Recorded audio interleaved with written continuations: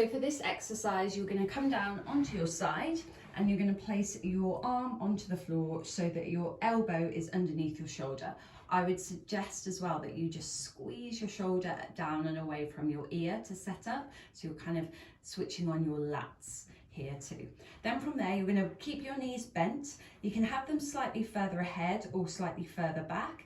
And then from there, coming up so that you extend your hips, so you've got a nice straight line from your kneecap to your hip. What we don't want is to have our hips back like so. We want our glutes squeezed on and our hips forward.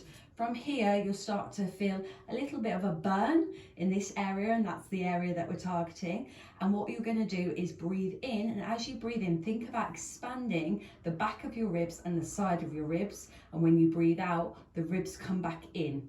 The same with the hips. As you breathe out, the hip bones come back in, belly button lifts and comes back towards the spine. I know that's a lot to remember, but don't worry. So we breathe in, expand. Breathe out, draw it in.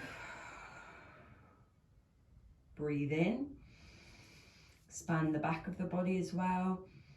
Breathe out, draw the hip bones together. Lift the belly button and draw the ribs in. So hold this for however many seconds I have suggested, or however many breaths. Try not to, if you can, let the hips drop, and keep that tension underneath your body here. So we want to keep that shoulder down and away from the ear. What we don't want to do is kind of let ourselves fall or fall that way. If this doesn't feel comfortable to you, something you can do is just pop a cushion or a pillow or a yoga block or a Pilates ball in between your knees, like so.